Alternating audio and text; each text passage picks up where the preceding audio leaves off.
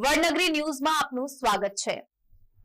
આમ્રપાલી અને દીપાવલી સોસાયટીમાં પાણીની સમસ્યા વકરતા સ્થાનિકોનો માટલા ફોડી ઉગ્ર વિરોધ પ્રદર્શન કર્યું હતું।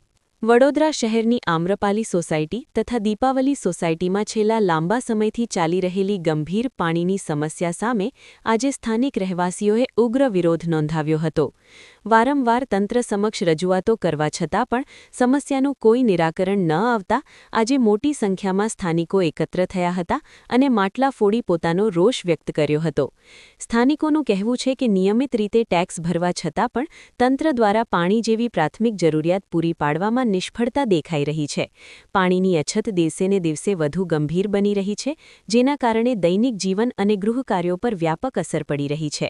આ વિરોધ દરમિયાન રહેવાસીઓએ તંત્ર સામે ભારે નારાજગી વ્યક્ત કરી હતી તથા માટલા ફોડ્યા હતા અને તાત્કાલિક યોગ્ય વ્યવસ્થા કરવા માંગ ઉઠાવી હતી। સત્તાધીશો અને તંત્ર આરસીસી રોડ, બાંકડા અને પેવર બ્લોકને જ ફક્ત વિકાસ માની બેઠા છે, પણ લોકોની પ્રાથમિક જરૂરિયાત શુદ્ધ અને પૂરતા પ્રેશરથી પાણી પૂરી પાડવામાં તંત્ર નિષ્ફળ છે।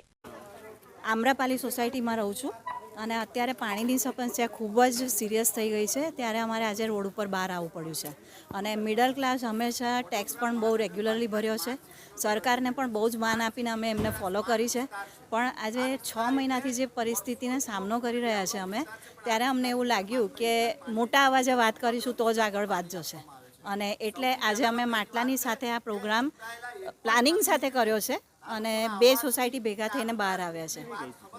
આમ્રપાલી છે અને દીપાવલી સોસાયટી છે। વિરોધ અમારે એટલે માટે કર્યો છે કે આજે ટેન્કર આવે છે તો 500 રૂપિયાની એક થાય છે। અમારા 2 સોસાયટીના ઘર ભેગા થઈને 100 ઘરો છે, તો તમે કેલ્ક્યુલેશન કરશો તો પણ 50,000 તો આમ જ થઈ જાય છે। બીજું કે હેન્ડપંપ દરેક વ્યક્તિ લગાડી શકે એવી ક્ષમતા પણ છે। અમે 50 વર્ષથી અહીંયા રહીએ છીએ, સારી પરિસ્થિતિમાં રહીએ છીએ, પણ હેન્ડપંપ લાગશે ને તો 1 કરોડનું ઇન્વેસ્ટમેન્ટ અમારી 2 સોસાયટીમાં જ થઈ રહ્યું છે। તો શું આ ટેક્સ ભર્યા પછી પણ આ જ બધું અમારે જ કરવાનું છે? તો અમને એવું લાગ્યું કે એકવાર સરકારને વાત કરીએ અને ત્યાર પછી અમે નિર્ણય લઈએ। કોર્પોરેટરને જાણ કરી છે, લેખિતમાં અમે સરકારને પરિપત્ર પણ આપેલા છે સાઇન કરીને, પણ છેલ્લા 6 મહિનાથી અમે આ કરી રહ્યા છીએ, ઓફિશિયલ વેમાં કરી રહ્યા છે, પણ બિલકુલ ધ્યાન જ નથી અપાઈ રહ્યું અમારા તરફ। સોરી, કોર્પોરેટર મને બહુ આઈડિયા નથી, એના માટે હું ક્ષમા ચાહું છું। થોડા સમય પછી ઇલેક્શન છે, 2 મહિના પછી। હા, તો શું પ્રોબ્લેમ છે?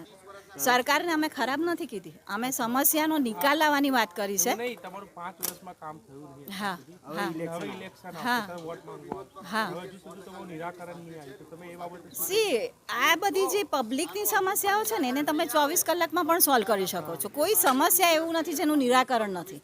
હા, તો એમને વોટ જોઈશે તો 2 મહિના તો બહુ બધી વાત છે અને અમે અમારી 2 સોસાયટીવાળા તો બહાર નીકળીને વિરોધ કરી રહ્યા છે, પણ સમસ્યા તો કારેલી બાગની આખી છે। માટલા ફોડીને વિરોધ કરવામાં આવે છે। હા બિલકુલ, પાણીનો પ્રોબ્લેમ છે એટલે માટલા ફોડ્યા છે કે ભાઈ માટલા પણ ઘરના ખાલી છે। શું નામ છે આપનું? નીતા પુરોહિત।